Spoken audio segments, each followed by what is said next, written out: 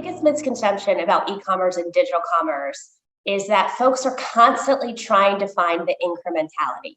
While incrementality is very critical, as the world is evolving and consumers are becoming even more promiscuous and have more access to different modes of shopping, incrementality is important, but it's the icing on the cake. What's really critical is ensuring that you maintain your pie and that you don't lose shoppers and you mitigate loss by making sure you're relevant across any mode of shopping, whether that's click and collect, digital commerce, or ship to home, any of them. Because if your consumer goes into another mode and they have a great experience, you could lose them. And that lifetime value of the consumer is so critical. I think the other big myth that I like to bust is that retail media isn't impactful. I think retail media has a place. Traditional media is also critical and important to making sure we build that strong brand equity. But the beauty of retail media is you get not only the opportunity to engage and connect with brands directly and consumers directly, but you also are able to leverage the power of the data that our retailers have, not just to target consumers, but to really hone in and create a cultivated experience that will surprise and delight them even more. But I think the biggest opportunity for us as we think about these two spaces that we need to bust is that it's brick and mortar versus e-commerce.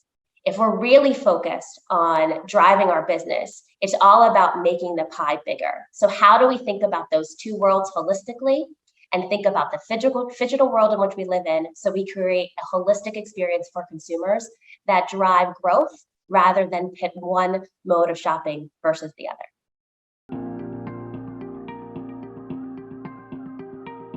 We all know this intrinsically as consumers when it's not working.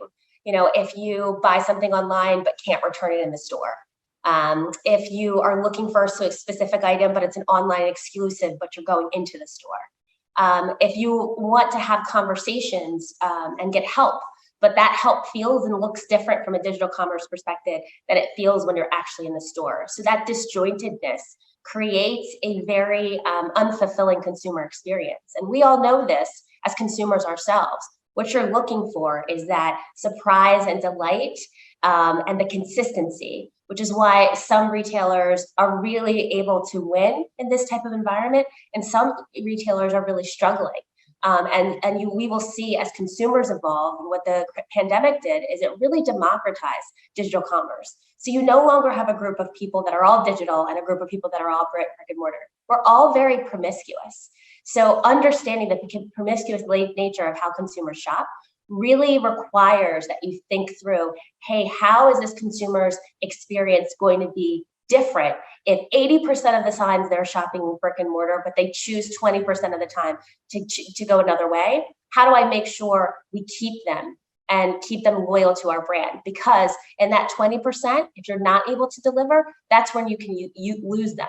And the lifetime value of consumers is the most crucial KPI for brands that plan to be around for 50 years, 100 years. Really understanding the importance of lifetime value is critical. And that means that you have to really think about that curated assortment, but also that consistent brand experience that you want them to have.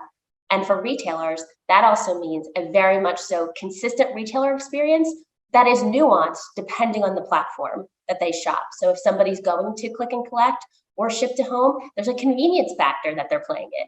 If they're going into the store, they probably want a more tactile experience. So how are you creating that throughout the pass? And how are we leveraging the best of both worlds to really create this digital environment that we all want to live in?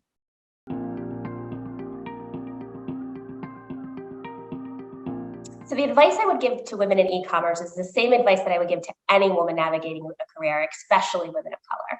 It's really understand the business.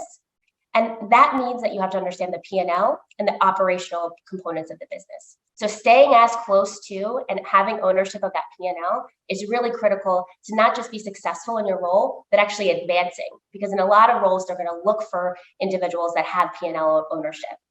The second piece is being really comfortable and confident in using your voice. That means in rooms that weren't necessarily designed for you to be in, especially if you're a Black woman, you have to figure out a way to take up space and be able to get your point across. Because this is a new space for a lot of folks. You have to balance education along with having a distinct point of view. And the third piece, which is so critical, is on sponsorship. Often women, and especially women of color, we get overly mentored. While mentorship is important, sponsorship is critical to actually advancing your career. A sponsor is the person that's going to select you for a project. They're going to put you up for that role. They're going to say, despite not having a digital commerce experience, I think she's got what it takes and she can figure it out. And I think the last piece is to always stay curious.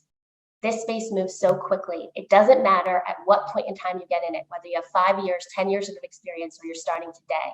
The digital space works at a warp speed, so you can pick it up, learn it, and run with it, and have the confidence that you got it.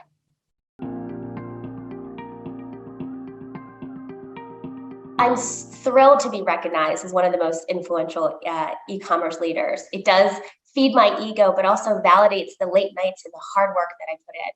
But as a Black woman who's navigated corporate America and sits in rooms that weren't designed for people that look like me, what really delights me about the recognition is the representation and the fact that it demonstrates to people who look like me and other underrepresented groups that it's possible not only to excel in a place, but you can be recognized for it, that you belong in those rooms with people who don't always look like you, and that you can be what you want to be, whether it's a digital commerce leader or a leader in another space. That representation is what's going to make or break our ability to really break down the systemic issues that prevent people that look like me from taking up spaces where they should.